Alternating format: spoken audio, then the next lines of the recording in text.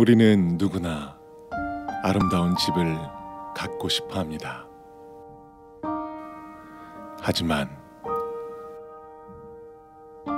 중요한 것은 집이 아니라 가정입니다.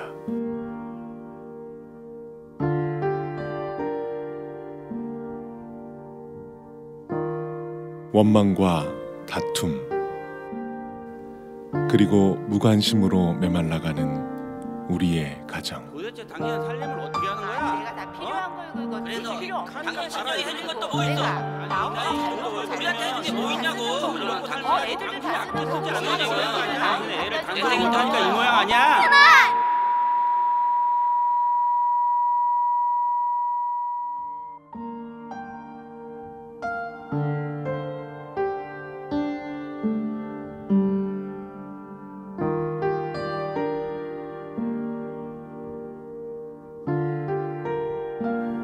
하나님께서 바라시는 우리 가정의 모습은 서로를 존중하며 아낌없이 사랑하고 따뜻한 배려와 관심으로 만들어갈 수 있습니다.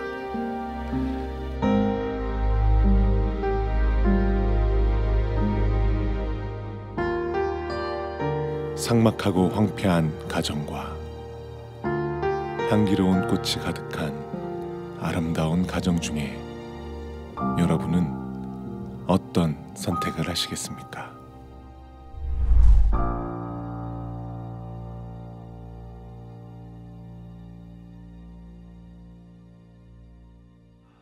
여러분은 어떤 선택을 하시겠습니까? 여러분, 어느 누가 황폐하고 삭막한 그런 가정을 원하겠어요? 우리 모두가 다 빛나고 아름다운 가정의 꿈을 꾸고 있죠. 오늘 영상에 나오는 저 배우는 이제 고등학생이에요. 우리 선일 학생인데 너무나 좀 완숙한 여인 같은 그런 모습인데 그 눈물이 떨어지는 그 모습 볼 때 참 마음이 찡하고요.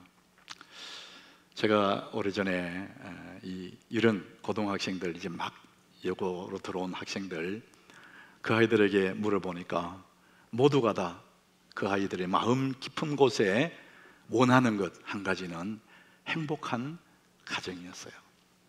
그 행복한 가정의 현숙한 아내가 되는 것이 모든 이 땅의 여인들의 정말 깊은 마음의 소원이더라고요. 이 땅에 사는 사람 치고 가정에서 태어나지 않는 사람 아무도 없어요. 우리는 다 가정에서 태어났고 그런 가정에서 자라고 가정에서 누릴 행복을 우리가 누리며 살아가는 것이 우리 사람들입니다. 그런데 사람들이 살면서 참 나는 한 번도 내 바람대로 되지 않았다고 서러워하는 사람 많아요. 나는 왜 내 인생이 내 마음대로 안 될까? 스스로를 안 돼 하고 가엾하는 사람이 많죠. 그렇지만 정말 우리가 안 돼 하고 가엾어야 될 일을 하나가 있다면 한 번도 꿈을 꾸지 못한, 꿈을 꿔보지 않은 사람들이라고 합니다. 원함은 있고 바람이 있었지만 정말 구체적으로 아름다운 꿈을 꿔보지 않은 그 사람들이 정말 가엾은 사람들이죠. 여러분, 이 하나님의 말씀은 우리에게 축복의 씨앗이고 꿈입니다. 꿈.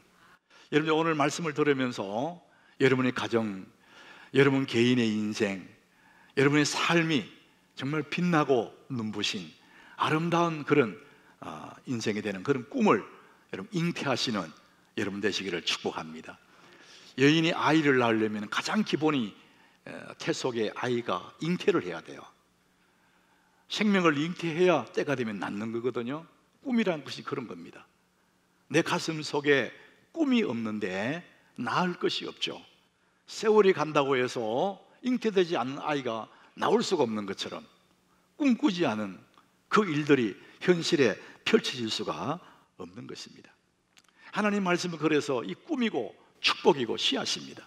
오늘 말씀을 들으면서 여러분 꿈을 꾸시고 이 축복의 하나님의 그 복된 그 꿈을 여러분 잘 싹 틔우는 잘 키우는 그것이 우리의 사명이죠. 자, 오늘 말씀의 이 제목이 복된 인생, 형통한 가정, 이게 오늘 말씀의 제목이에요. 우리 5월 한 달 동안 계속해서 가정에 대한 말씀을 나누었는데 오늘 5번째 마지막 메시지가 복된 인생, 형통한 가정입니다. 자, 우리는 다 복을 얘기하잖아요. 이 복에 대해서 가장 잘 설명해 준 구약에는 시편 1장 1절이에요. 우리 다 암송할 수 있는 그런 구절인데 우리 같이 한번 읽어보겠습니다. 복 있는 사람은 악인들의 꾀를 따르지 아니하며 죄인들의 길에 서지 아니하며 오만한 자들의 자리에 앉지 아니하고. 자, 이 말씀을 잘 보면은 복 있는 사람 이렇게 말합니다. 복 있는 사람은 이런 삶을 살아간다는 거예요. 자, 이렇게 하면은 복 있는 사람이 된다, 그런 말이 아니고 이미 그와 아무 상관없이 나는 이미 복 있는 사람인데, 복 있는 사람은 이 복을 더 아름답게 꽃 피우기 위해서 이렇게 살아간다, 이런 얘기죠. 자, 그래서 우리는 이미 예수 믿는 사람들은요 복 있는 사람들입니다. 복을 받기 위해서 뭘 하는 것도 있겠지만 이미 복이 있는 사람이에요. 그래서 이 복을 잘 키우고 꽃을 피우는 것이 우리의 사명인데, 자, 이 복 있는 사람은 악인의 길을 따르지 않는데요, 죄인들의 길에 서지 않고 오만한 자들의 자리에 앉지 않는, 이게 복 있는 사람의 모습이라는 거예요. 왜? 그 복을 지키기 위해서. 오만한 자를 따라가면 복을 잃어버릴 수도 있고, 악인의 꾀를 따르면은 이 복이 뺏길 수도 있으니까 그걸 따르지 않는다는 겁니다. 자, 그러면은 여러분, 여기에 악인들, 죄인들, 오만한 자들, 이 사람들이 누구냐? 우리는 도덕적인 관념에서 생각하지만 성경은 그렇게 말하지 않습니다. 이 성경은 이 악인들, 죄인들, 오만한 자들을, 이 사람이 누구냐면은 하나님을 떠난 사람들이에요. 하나님과 상관없이 살아가는 그 많은 사람들을 가리켜서 악인들이라 하고 죄인들이라 하고 오만한 자들을 합니다. 이런 사람들을 따라 살지 않는 겁니다. 우리 그리스도인들은 이런 사람들을 쫓아가지 않는다는 것이죠. 자, 그래서 우리 복 있는 사람들은 세상을 따라가지 않는다, 이런 얘기입니다. 자, 오늘 우리 이 창세기에 나오는 노아의 얘기인데, 노아가 바로 그런 삶을 살았던 사람입니다.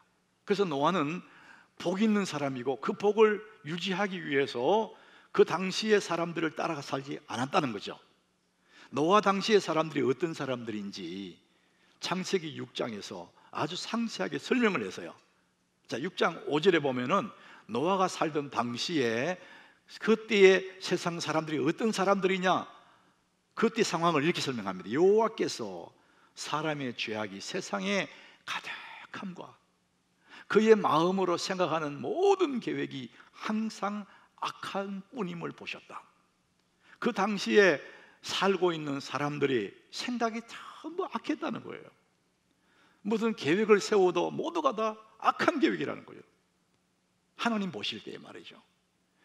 여러분, 그 사람들이 일부러 죄를 짓고 계획 세운 거 아니지만 모두가 다 육체의 욕망을 따라서 계획을 세우고 자기 이익을 따라서 살아가고 쾌락을 위해 살아가고 인생의 목적이 그것이기 때문에 하나님 보실 때에 다 그 사람들은 악한 사람들이라는 것이죠.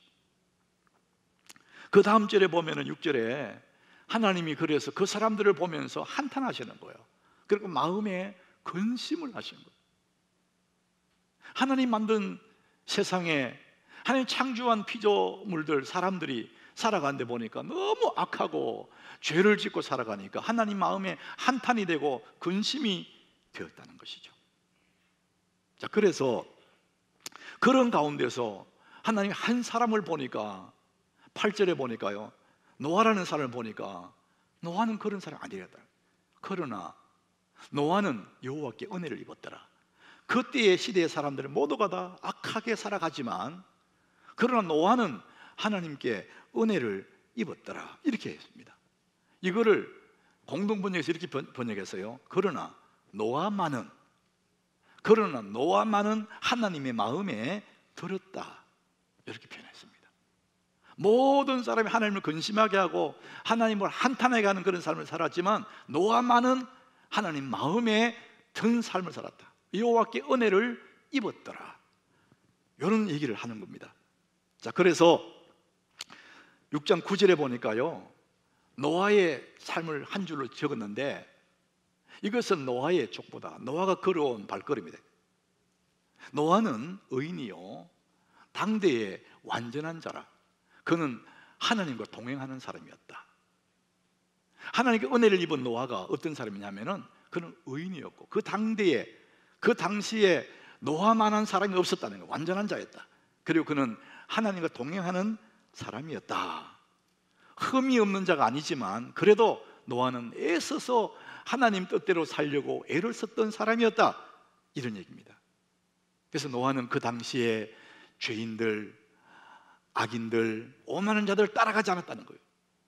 하나님 말씀 따라 하나님의 율법을 쫓아 하나님 마음에 들도록 그렇게 삶을 살았다. 자, 그래서 노아는 그런 타락한 시대 속에서도 그는 정말 복된 인생으로 살았다는 거죠. 그래서 가장 한 사람 노아가, 그런 믿음 위에 하나님을 신뢰하며 살았던 노아가, 그 노아 때문에 노아의 가족들이 다 하나님의 은혜를 입었다는 거죠. 그래서 노아는 복된 사람이요, 복된 인생이요, 그의 가족이 형통하였다, 이런 얘기죠. 온 천하가 다 하나님의 심판을 받아서 홍수에 떠내려 갈 그때 노아의 가족은 하나님의 은혜를 입었다는 것이죠. 그래서 노아의 가족은 복되고 형통한 가정의 모습으로 우리에게 드러나는 것입니다. 여러분, 예수 믿는 사람들은 이미 복을 받은 사람입니다. 원천의 복을 받은 사람들입니다. 예수 믿는 우리가 이미 복 있는 사람인데, 우리 복 있는 사람, 우리가 이 땅에 우리 어떻게 살아갈 거냐? 여러분, 노아 시대에 노아는 그 세상과 다르게 살았다는 것입니다. 이 시대에 우리는, 은혜를 입은 우리들은, 예수 믿는 우리들은, 복 받은 우리들은 그러면 어떻게 살아갈 거냐? 로마서 12장 2절에 이렇게 말씀합니다. 우리 같이 읽어봅니다.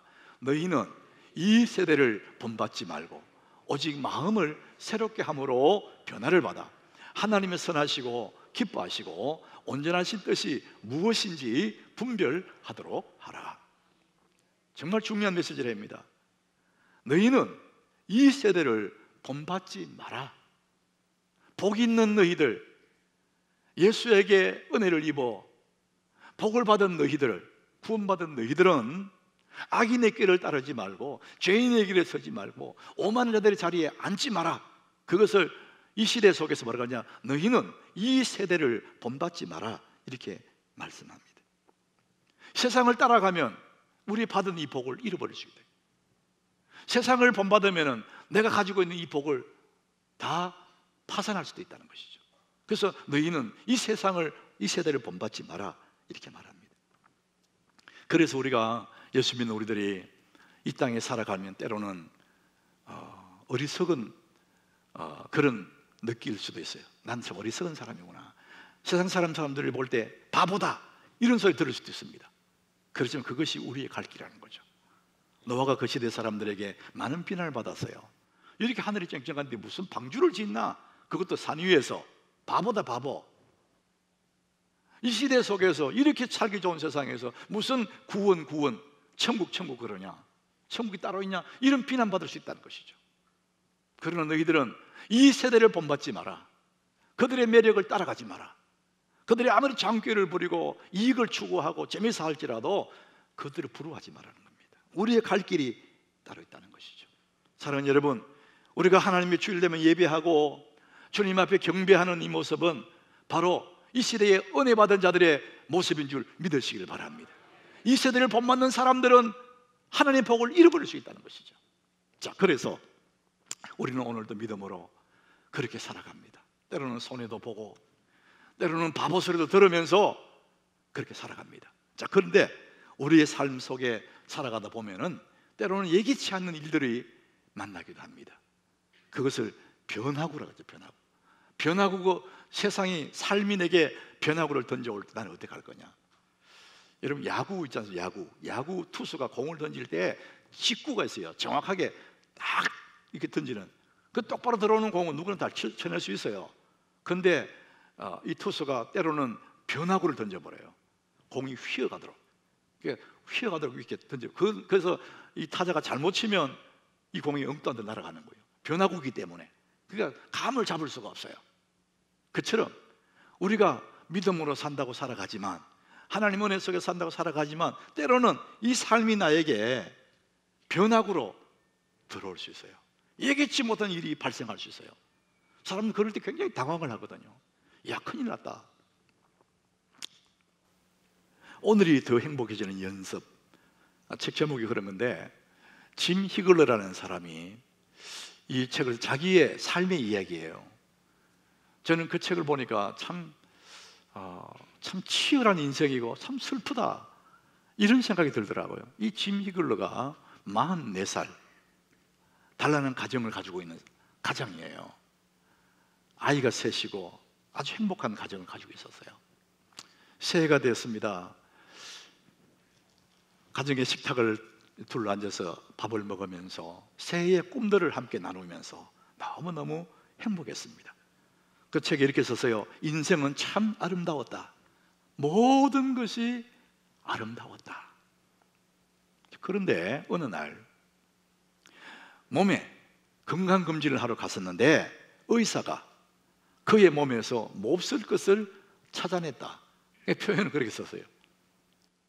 너무나 좋았는데, 모든 것이 아름다웠는데 어느 날 의사는 자기 몸 저 속에 숨어있는 이상한 몹쓸 것을 찾아내가지고 얘기했다는 거예요. 그의 몸에 암이 찾아왔다는 겁니다. 삶이 그에게 변화구를 던져버린 거예요.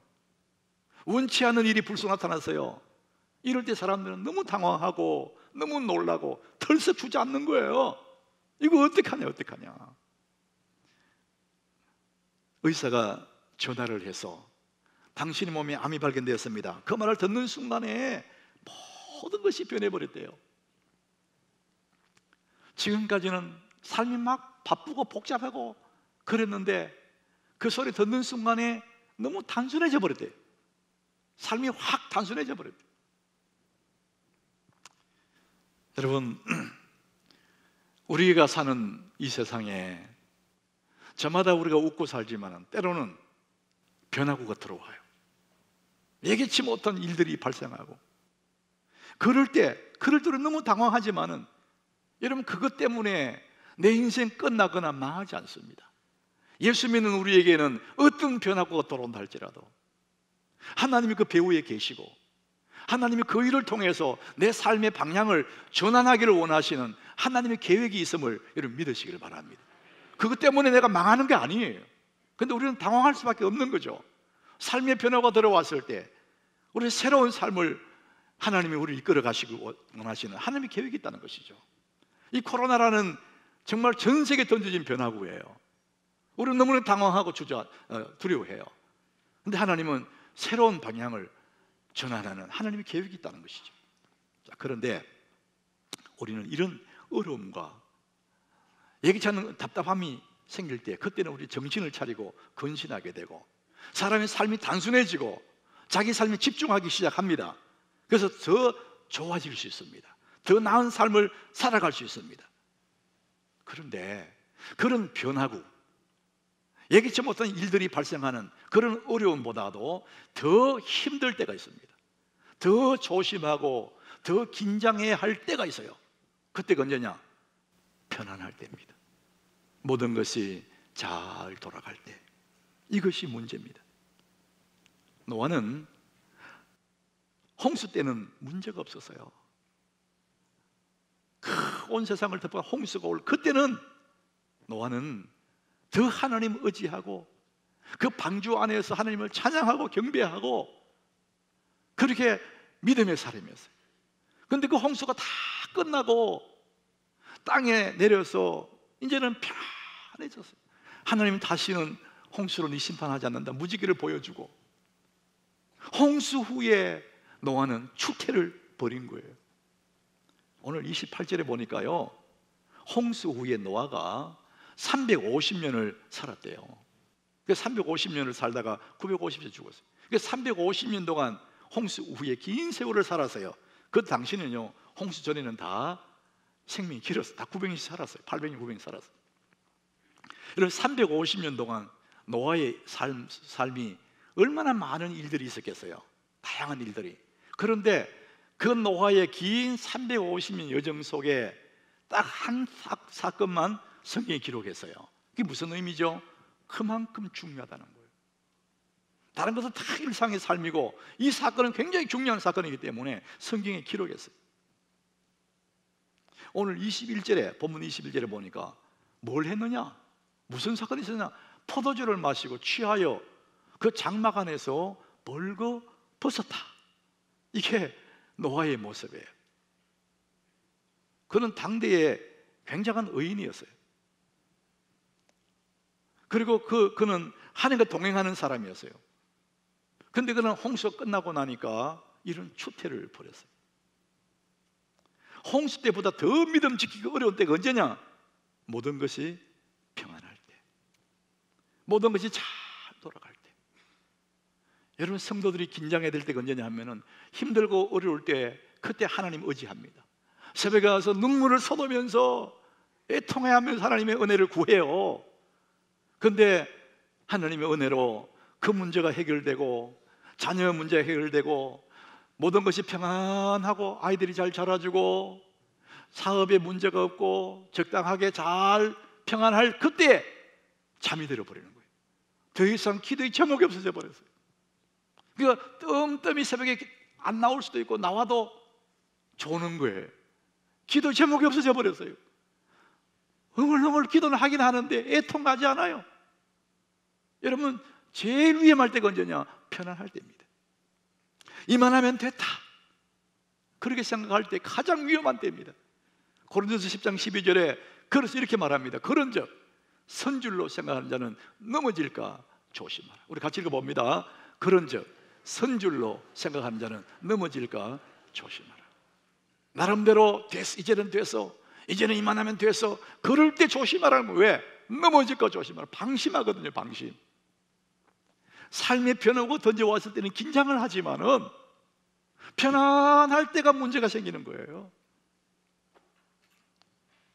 다윗이라는 사람이 모든 것이 평안할 때 그때에 문제가 생겼어요. 전쟁할 때, 도망 다닐 때는 긴장하고 살았는데 모든 것이 평안하고 있을 때 그때에 궁궐에서 낮잠을 자는 거예요. 낮잠 잔다는 것은 편안하다는 거 아닙니까? 그 지붕 위로 걸어가다가 저 멀리 남의 집에 여인이 목욕하는 거 보고 죄를 지어요. 모든 것이 평안할 때, 모든 것이 문제가 없을 그때가 굉장히 중요한 때라는 거예요. 노아는 홍수 때는 하나님 의지했지만 홍수가 끝난 후에 더 긴장해야 되는데 그때 풀어진 것이죠.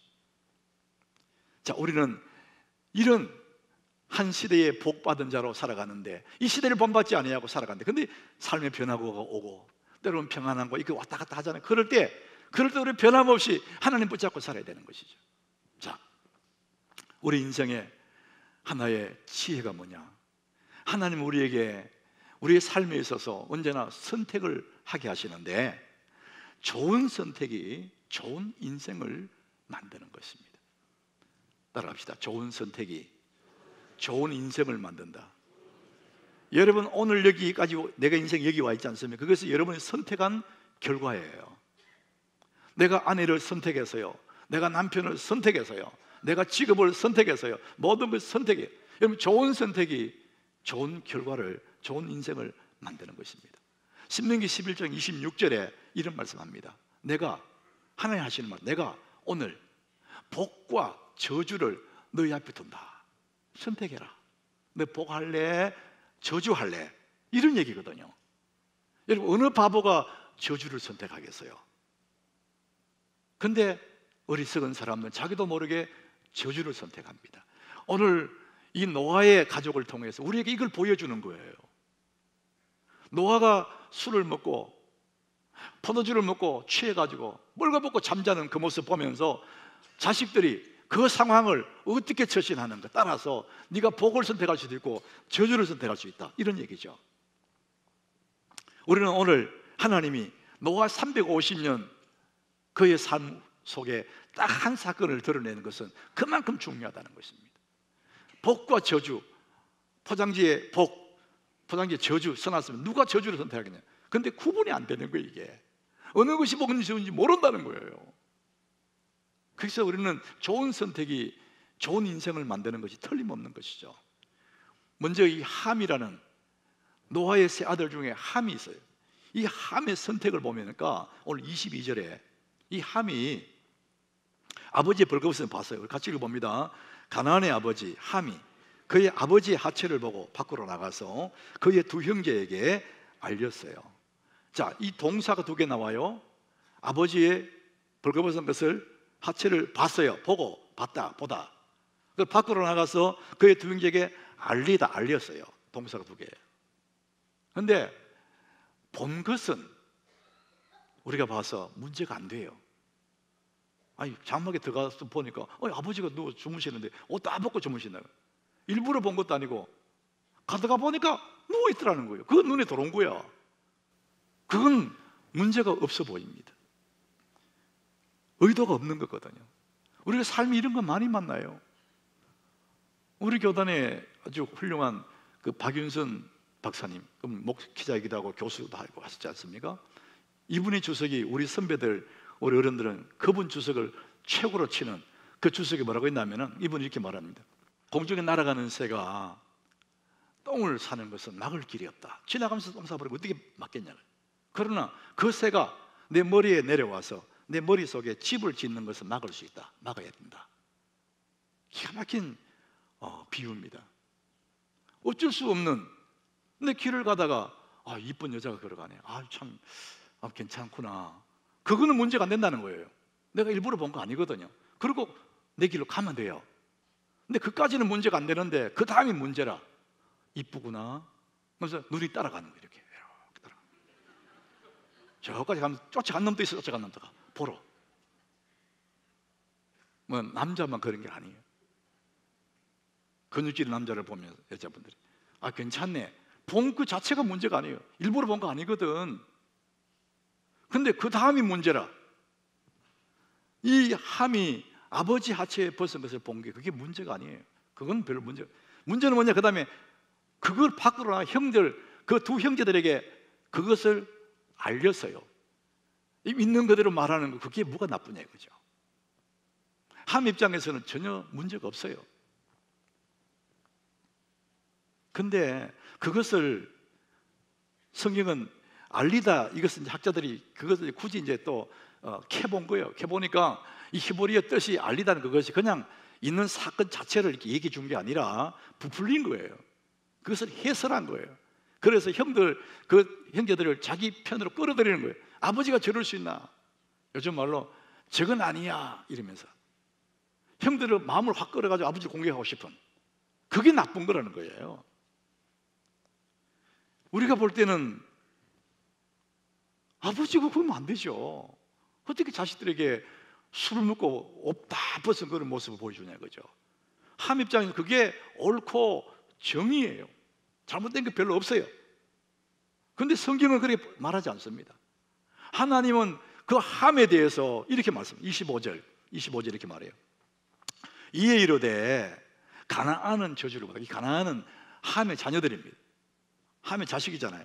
가나안은 저주를 받아 그의 형제의 종들의 종이 되기를 원하는, 아버지 함이 그런 짓을 했는데 가나안에게 하나님 저주하는 거예요. 가나안은 저주를 받아서 그의 형제들의 종들의 종이 되기를 원하노라. 여러분, 참 우리가 해석하기 어려운 거예요. 근데 이 함, 그의 아버지, 그 아버지는 이미 저주받는 것이 너무 마땅하고 그 자식들을 얘기하는 거예요. 성경은 지금 뭘 얘기하느냐 하면은, 성경이 지적하는 함의 죄가 뭐냐? 우리가 생각할 때 일반적으로 그게 뭐 죄냐 이렇게 생각하잖아요. 그런데 성경에 말하는 함의 죄가 있어요. 여러분, 제가 한번 질문해 볼게요. 여러분, 밤에 잘 때 잠옷 입고 자야 돼요? 벗고 자야 돼요? 아주 어려운 질문 같아요. 여러분은 어떻게 자요? 겨울에는 있는 옷 입고 자겠죠. 추우니까. 두꺼운 잠옷 그거도. 그럼 여름에는 벗지. 여름에 누가 잠옷 입고 더운데 뭐 속옷만 입고 잔다든지, 그것도 그 정도로 벗어버릴 수 있죠. 여러분, 벗고 자는 게 죄가 아니죠. 그게 뭐가 문제돼요? 허물도 아니에요. 물론 이제 술에 취해 있는 게 문제가 돼. 술에 취해 있는 게. 자, 그럼 다시 내가 물어보겠습니다. 여러분, 아버지가 실수하면 아버지 자격을 상실합니까? 아버지가 권위가 사라집니까? 잘못한 아버지를 자식은 그렇게 막 비난해도 되는 겁니까? 하나님은 정말 중요하게 여기는 게 뭐냐 하면은, 함의 입장에서 그 맞다 할지라도 가정에는 질서가 굉장히 중요하다고 말씀하는 거예요. 질서. 하나님의 권위를 아버지에게 줬는데 그 질서를 깨버리는 그 자식의 죄는 엄청나다는 것이죠. 아버지가 아무리 실수해도 아버지는 아버지라는 겁니다. 선을 넘으면 안 된다는 거예요. 자식이 넘지 말아야 선이 있다는 거거든요. 아버지 선이 있다는 것이죠. 그 선을 넘지 마라. 하나님의 질서를 굉장히 중요하게 여기고, 또 하나는 허물을 덜추고 남의 약점을, 남의 실수를 즐기는 사람들을 하나님 기뻐하지 않는다는 거예요. 아버지의 실수를 덜쳐내고 그걸 형들에게 막 고자질해서 그러면 되겠어? 아버지가 자기 입장에서 막 끌어들이는 그것은 하나님 원치 않는다는 것이죠. 사무엘상 2장 30절에 이 존중에 대한 얘기합니다. 나를 존중히 여기는 자를 내가 존중히 여기고 나를 멸시하는 자를 내가 경멸한다. 지금 함은 분명히 아버지를 멸시했어요. 그런데 하나님은 하나님을 경멸한다고 이렇게 보시는 거예요. 그러니까 그걸 저주해 버리는 거예요. 하나님이 주신 그 권위를 그 아버지에게, 그 아버지를 분명히 저주했지만, 아버지를 멸시했지만 하나님은 하나님을 도전하는 걸 보시는 거죠. 여러분, 셈과 야벳, 이 함은 둘째 아들인데 셈과 야벳의 행동을 보면요, 23절에 이렇게 기록합니다. 우리 23절을 같이 읽어봅니다. 셈과 야벳이 옷을 가져다가 자기들의 어깨에 메고 뒷걸음쳐 들어가서 그들의 아버지의 하체를 덮었으며 그들의 얼굴을 돌이키고 그들의 아버지의 하체를 보지 아니하였더라. 이들의 행동을 보면 정말 아버지를 너무 귀하게 여기고 존중한다는 것을 느껴져요. 아버지 벗고 있다는 걸 듣고는 옷을 들고 덮어주겠다 이렇게 들어가면 보이니까 뒤로 뒷걸음이 이렇게 가는 거예요. 뒷걸음 이렇게. 그리고 가서 이렇게 덮어주고 나오는 겁니다. 너무 아름다운 모습이잖아요. 그리고 정말 우리 눈에 끄는 것은, 하나님 마음을 사로잡는 것은 뭐냐? 그들의 아버지의 하체를 덮었으며 아버지의 허물을 덜쳐내는 사람이 있고 아버지 허물을 덮어버리는 그런 사람이 있다는 것이죠. 하나님 그것을 굉장히 귀하게 보시는 거예요. 허물을 덮어준다. 그래서 26절에 보니까 이렇게 말합니다. 셈의 하나님 여호와를 찬송하리로다. 누구의 하나님? 이건 굉장히 명예입니다. 명예. 영광스러운 거예요. 아브라함 하나님, 이삭 하나님, 야곱 하나님 이렇게 하잖아요. 근데 셈의 하나님을 이렇게 하잖아요. 굉장히 하나님 기뻐하시는 것이죠. 그 다음 27절에 보니까 하나님이 야벳을 창대하게 하겠다는 거죠. 셈의 하나님이 야벳을 창대하게 하는 이런 영광을 얻게 되는 것이죠. 창세기 3장에 보면은 아담과 하와가 하나님께 죄를 짓고 숲을 속에 동산에 숨었어요. 그래서 하나님 찾아왔습니다. 왜 그 숨어있냐? 그랬더니 우리가 두려워서 숨었습니다. 부끄럽고 두려워서. 그들 옷을 다 벗었는데 눈이 밝아지니까 이제 수치스러운 거예요. 그래서 하나님 그래서 짐승의 가죽옷을 지어서 입혀줬어요. 그들의 수치를 가려줬어요. 하나님의 사랑은 덮어주는 사랑이에요. 요한복음 8장에 예수님이 가늠하다 잡힌 여자, 그 여자의 허물을 덮어줘요. 거기 있는 사람들은 그 여인의 허물을 덜쳐내가지고 돌로 죽이겠다고 들고 와요. 그런데 예수님은 그 여인의 허물을 덮어줘요. 이것이 하나님의 법칙입니다. 우리에게는 허물이 없는 것이 아닙니다. 우리는 허물이 없는 것이 아니라 하나님의 은혜로 우리를 덮어줄 뿐입니다. 우리는 의의 옷을 입고 있을 뿐이에요. 여러분, 우리의 가정에 비바람이 몰아치고 세상의 세파가 불어오고 그래 한달지라도 우리 가정만은 내 어떤 허물도 다 가려지고 덮어주는 그곳이 가정이 될 때, 그리스도의 사랑이 덮어주는 그런 가정이 될 때, 그 가정이 형통한 가정, 복된 가정 될 줄로 믿습니다. 사람들이 허물 없는 사람 아무도 없습니다. 우리 허물이 다 드러나는 곳이 가정이에요. 내 약점이 다 드러나는 곳이 가정이에요. 근데 그 허물을 문제 삼을 때 가정은 문제가 되는 겁니다.